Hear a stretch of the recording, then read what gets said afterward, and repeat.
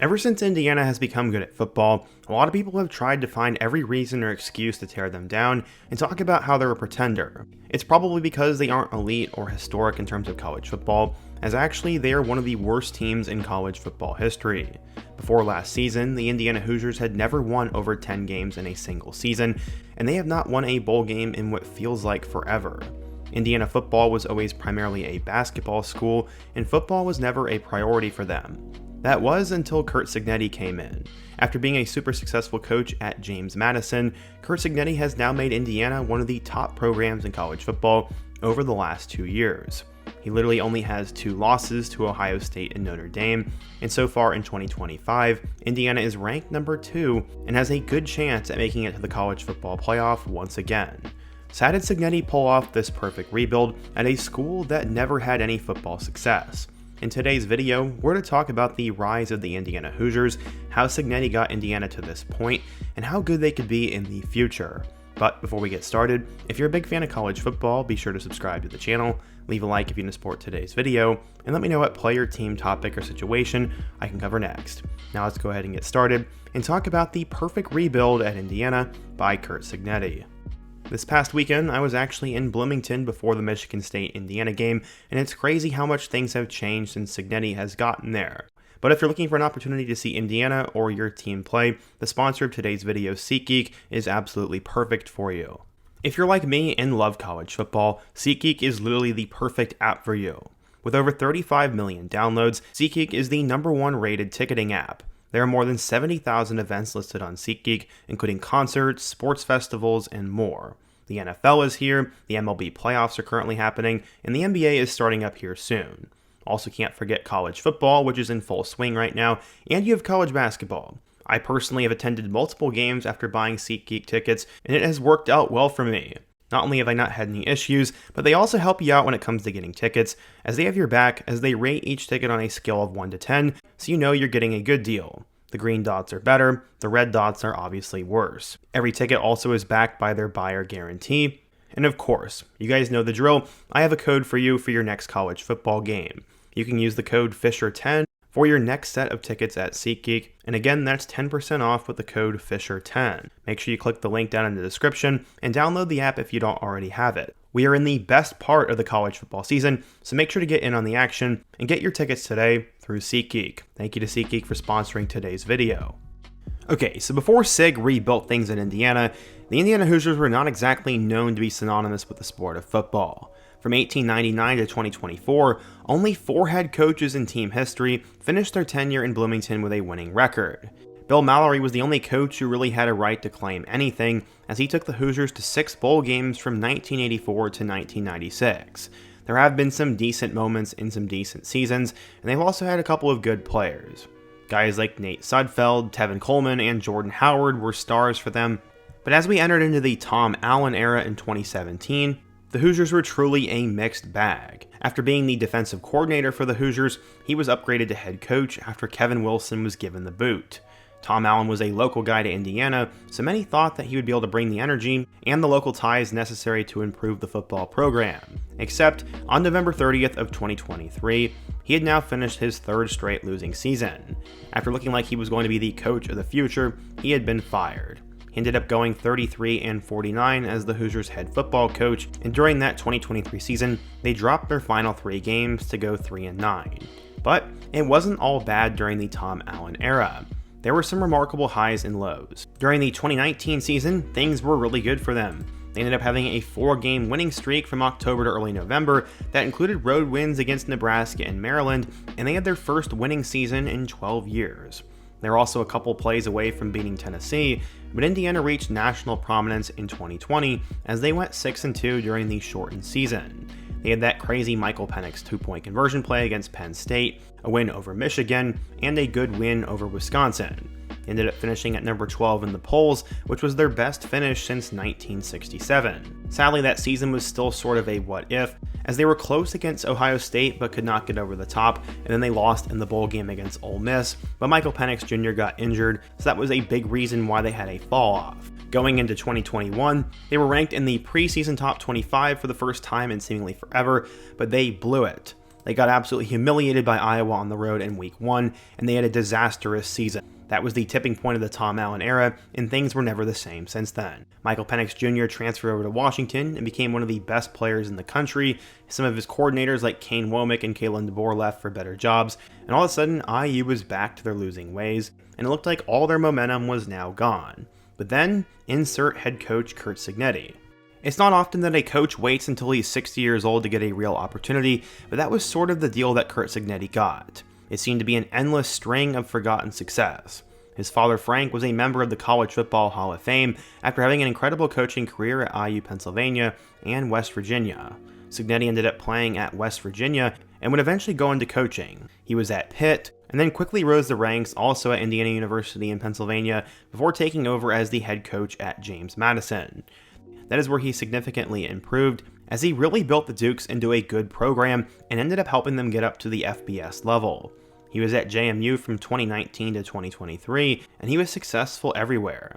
His teams reached the postseason on 9 different occasions and finished in the top 25 9 times. Signetti posted an 11-1 record in 2023 during his 5th season, and overall went 52-9 there. The team ended up going 19-4 between 2022 and 2023, their first years in the FBS, and he became the first coach to lead his team into the top 25 during a program's first year of transition from the FCS to the FBS. Signetti was going to be a good hire, and when he eventually arrived at Indiana, he held a pep rally at the infamous Assembly Hall. He said, quote, "I've never taken a backseat to anybody, and I don't plan on that starting now." He said, "Purdue sucks, but so does Michigan and Ohio State." That's the type of language that can backfire on a new coach very fast, especially at a school like Indiana, but so far it hasn't.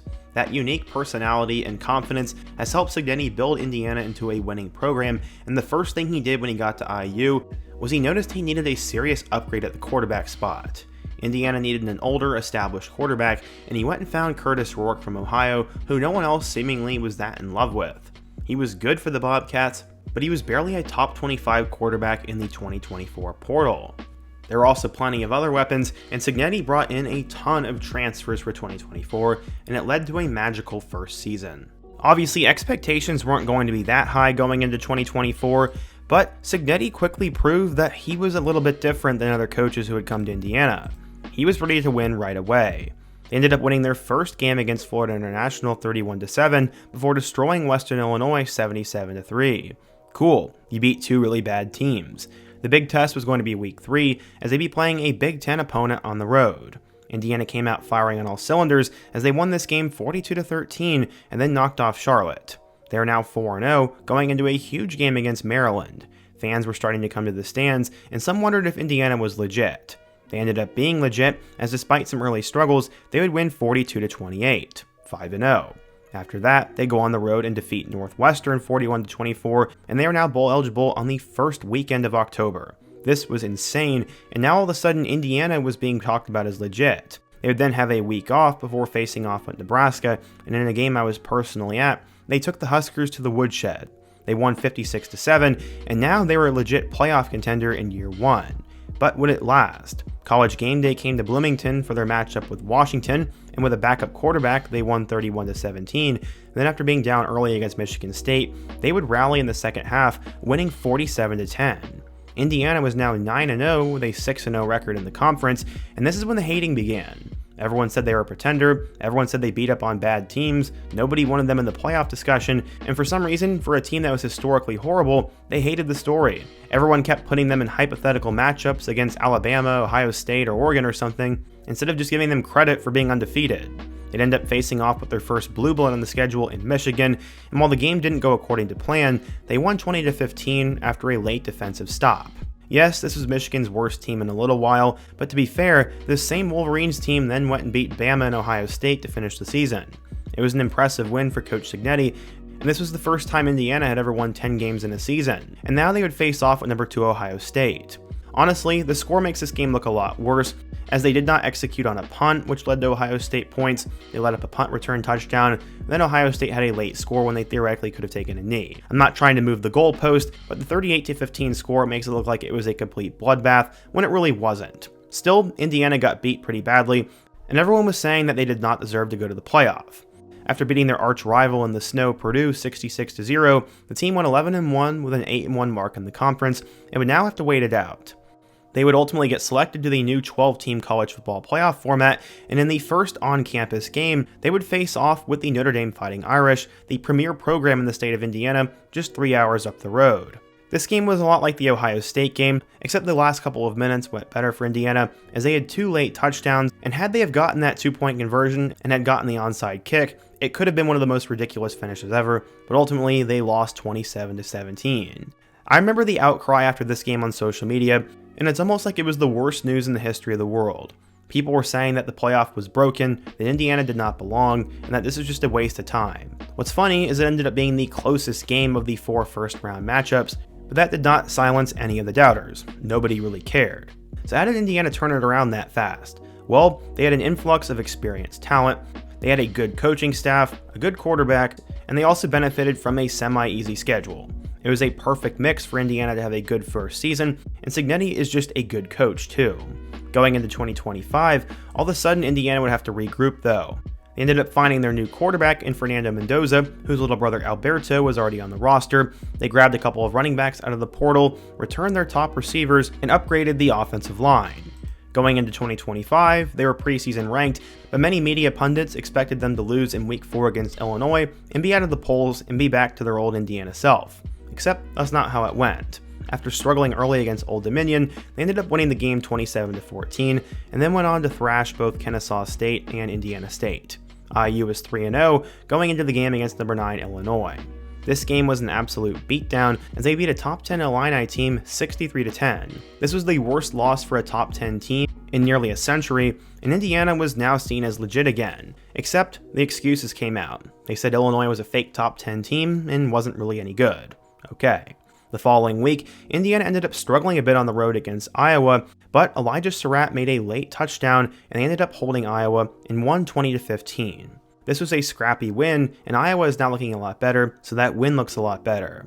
They are 5-0 through the first month of the season, and then they would face off with number 3 Oregon. Surely, this would be the time that Indiana finally lost. They're finally playing a real blue blood team, and surely Oregon would take them to the woodshed. Except, that's not how it went. The game was close throughout the entire game, but in the fourth quarter, Indiana stepped up. They got some late touchdowns, forced 2 Dante Moore interceptions, and IU beat the number 3 Ducks on the road 30-20. This was the biggest win of the season so far in college football, and the biggest win in school history for IU, and now all of a sudden, Signetti was legit. He was given the 3rd highest paid contract in the nation, Indiana is now up to number 2, and Fernando Mendoza is now the frontrunner for the Heisman.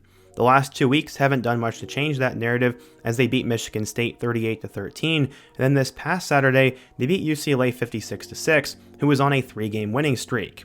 Indiana is currently ranked number 2 in the nation, 8-0, 5-0 in the conference, and a legit college football playoff contender.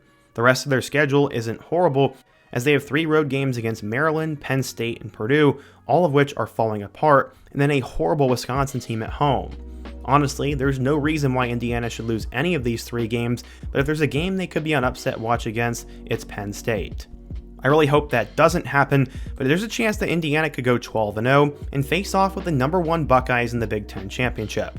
I don't see Ohio State losing the remainder of the season, but if they somehow drop it to Michigan and Indiana wins out, they could be the number 1 team in the nation, which would just be absurd. A lot of programs have fired coaches and want to get their hands on Signetti, but now the Indiana Athletic Department has pretty much made that impossible. He's one of the biggest contracts in college sports, he's not going anywhere anytime soon, and he's exactly where he wants to be. Indiana will give him whatever he wants. He's got a tremendous coaching staff, and he has lots of talent. There's also going to be plenty of players who want to come play for him next season. There's more NIL money than ever, and they're no longer just a one-year fluke. Sure, maybe Indiana implodes and loses some of these games to end the season, but I don't think that's going to happen. Coach Cignetti is legit one of the best coaches in football right now, and he's turned Indiana football around. Only time will tell how good they can be in the future, but as an IU fan, this is extremely exciting. And it's crazy that the worst team in college football historically is now competing in this modern era of college football. But what do you guys think? If you're an Indiana fan, what do you think of the rise of the Hoosiers? If you're a fan of another school, how do you think Indiana pulled this off? And what other coach or rebuild should I cover next? Be sure to let me know down below. Leave a like if you want to support today's video. Go to SeatGeek for your tickets for your next game, and check out all my other videos on the end screen. Hope to see you guys again soon, but until next time, peace.